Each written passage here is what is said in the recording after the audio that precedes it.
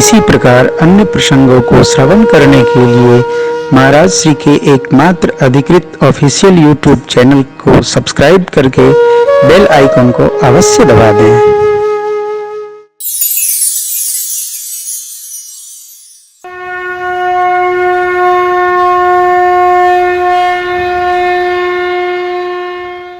पिता को समय रहते,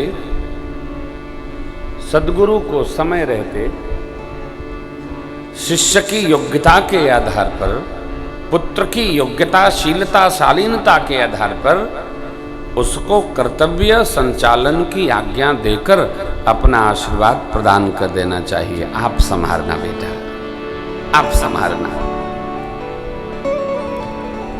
उत्तराधिकार शीघ्र सौंपना चाहिए और अपने मुक्त होना चाहिए। काय से? दबाव से, तनाव से, टेंशन से मुक्त होइए। उत्तराधिकार की परंपरा ये भारत भूमि का ही जीवन दर्शन है। प्रजा ने जैसा सोचा, परिकरों ने, सेवकों ने, सेवादारों ने आकर महाराज को सुनाया। महाराज ने, मंत्री परिषद ने प्रस्ताव पारित कर दिया। गुरुदेव भगवान के श्री चरण में चक्रवर्ती जी पधारे और निवेदन किए प्रजा का, मंत्री परिषद का। गुरु जी ने कहा, राजन,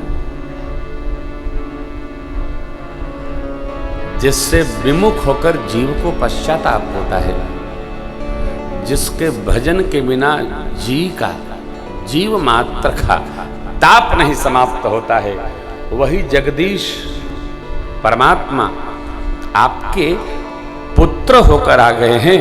अरे मुहूर्त का विचार क्या करना। बेगी विलंबुन करिय नृप, साजिय सबुई सुदिन सुमंगल तब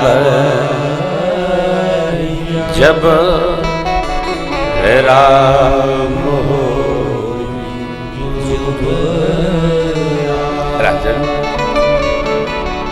राजन बेगी विलंब न करिए, शीघ्र करिए।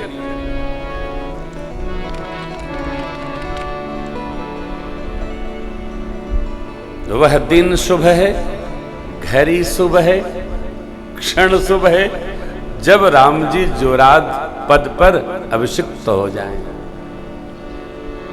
जो आज्ञा प्रभु। 14 घंटे का मुहूर्त बना। कल प्रातः काल सूर्य भगवान, सूर्यवंश का उत्तराधिकार मिलना है। सूर्य भगवान की प्रथम किरण की उपस्थिति में गुरुदेव भगवान राम जी को युवराज पद पर अभिषेक करें।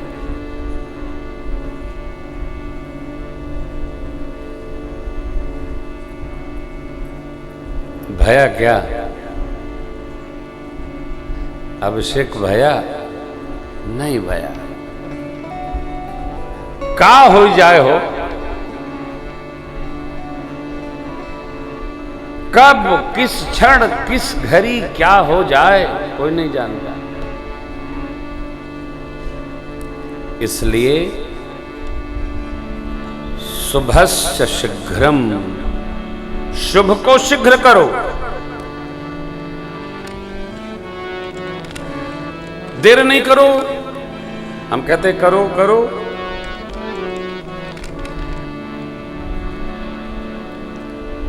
शुभ कार्य करना हो, सत्कर्म करना हो तो उसको भांज मत दिया करो।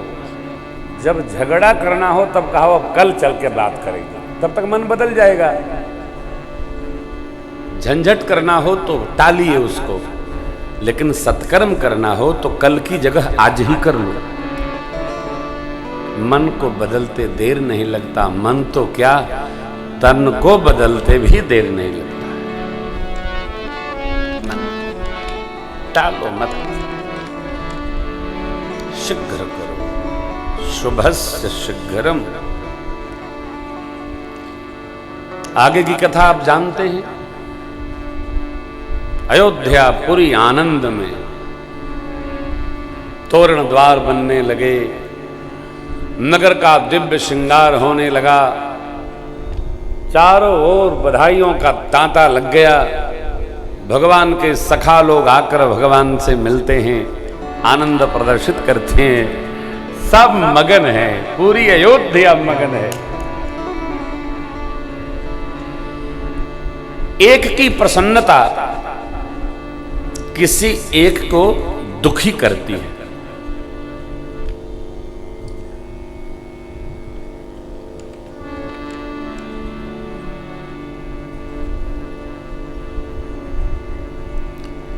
खलन हृदय परिताप विशेखी, जरहि सदा पर संपत्ति देखी। पर दूसरे की संपदा, खलन है हृदय।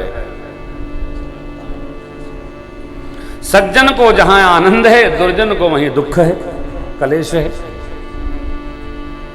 यह मानकर कदापि नहीं चलना चाहिए कि सब ठीक है, जैसे हम प्रसन्न हैं वैसे सब प्रसन्न है। नहीं नहीं,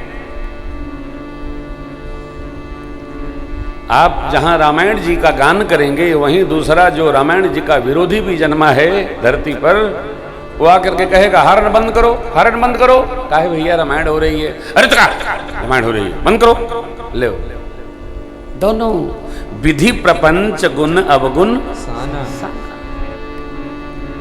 हम हमारी प्रसन्नता में रहें, लेकिन दूसरा हमारे जैसा प्रसन्न हो, इसकी कोई गारंटी नहीं है, इसकी कोई अनिवार्यता नहीं।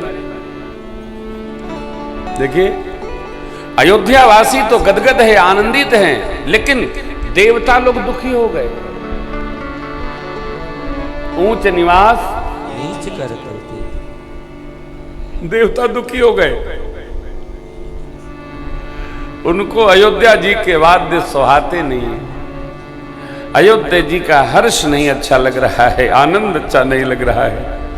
वो तो ये सोचते हैं कि राम जी जो राजपथ पर बैठ गई तो कर्तव्य दायित्व तो बढ़ जाएगा, तो हमारा क्या होगा, हम सबका क्या होगा, आसुरी शक्तियों का समापन क्या कैसे होगा।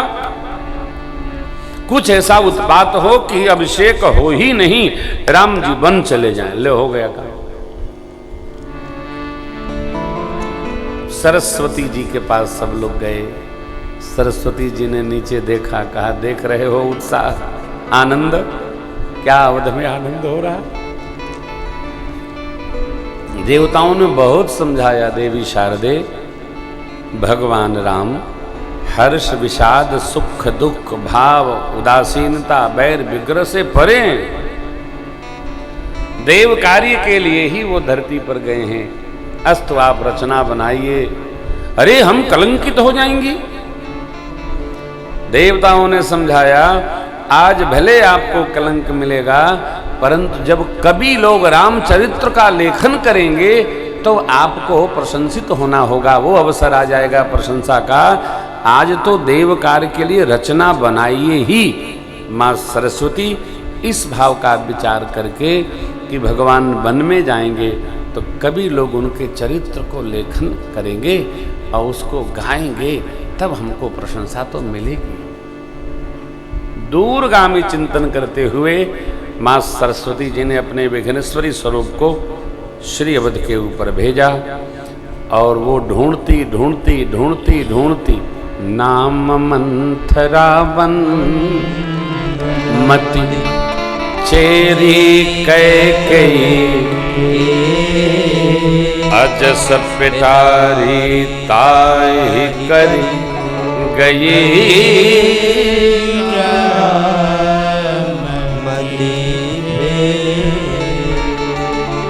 मंथरा मंदमती।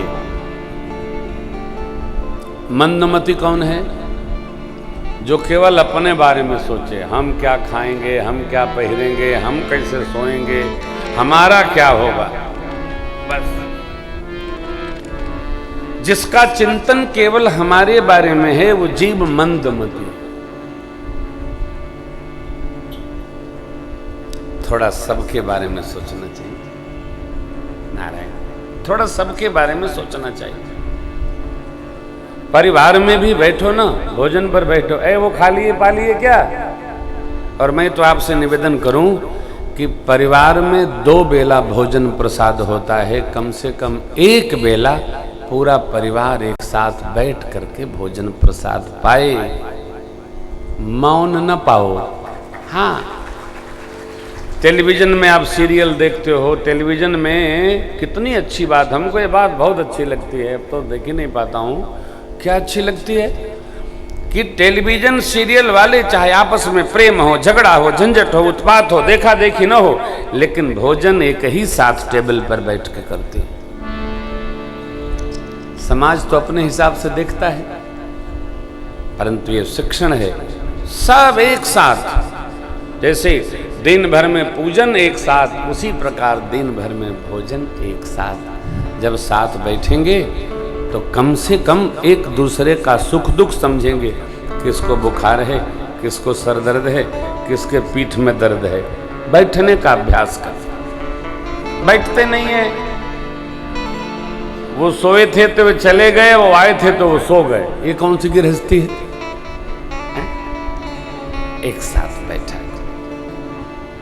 परिवार इसी को कहते हैं जहां 4 लोग साथ बैठे। बैठेंगे कब? जब आप चाहेंगे। और इस पर बड़ा कड़क अनुशासन होना चाहिए कि परिवार के लोग बैठे, एक साथ बैठो। बैठेंगे तो क्या होगा? एक दूसरे को समझेंगे, जानेंगे, हंसेंगे, बोलेंगे, मर्यादा में भी रहेंगे और अनुशासन में भी रहेंगे। बैठना चाहिए, साथ बैठिए।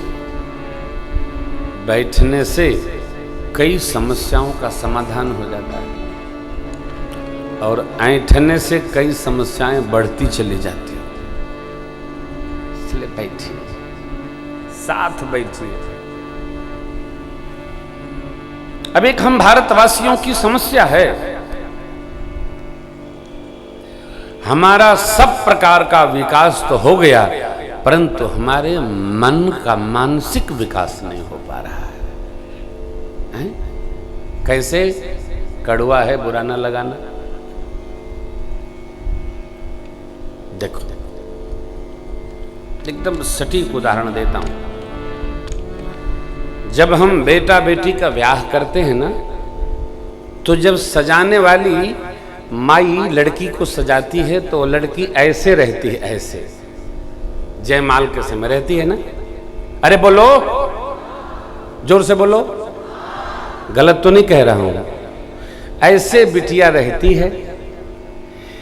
अब जब तुमने ब्याह में बेटिया को ऐसे कर दिया तो उसके बाद भी हम इतने मानसिक गरीब हैं, क्या चाहते हैं कि वो बिटिया घर में आवे तो वैसे रहे।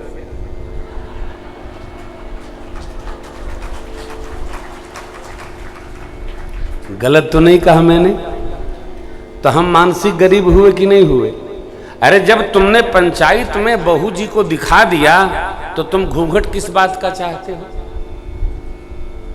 हम इस प्रकार के मूढ़ हैं कि जिस डाल पर बैठते हैं उसी को पीछे से काटे ले रहे हैं, फिर भी समझ रहे हम बचे रहेंगे।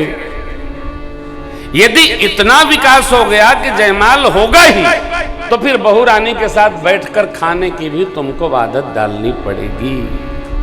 ये विकास करो, थोड़ा विकसित होइए, सब बढ़े, घर बढ़े, कोठी बन जाए, अर्थ बढ़े, व्यवहार बढ़े, लेकिन हम मानसिक गरीब रहना चाहते सब हैं साहब, लेकिन गरीबी से बाहर नहीं निकलेंगे। थोड़ा मानसिक अमीर हुआ जाए।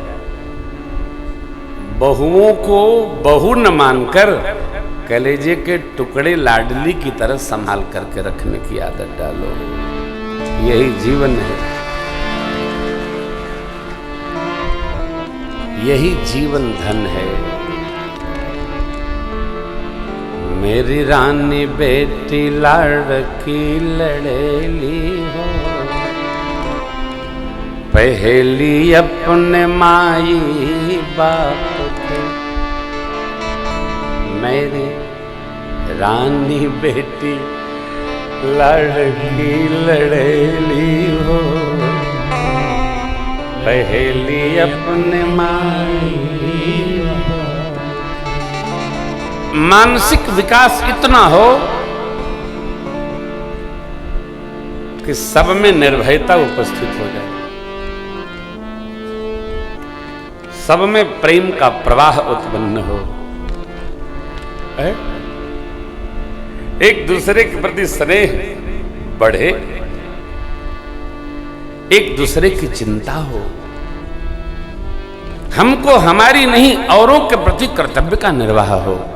हमको क्या चाहिए नहीं, हम न सोचें हमें क्या मिला है, हम ये सोचें किया क्या है अर्पण। हमारा चिंतन है सब, हम जाने, हम समझें, आप दर्शन करेंगे, आनंद होगा।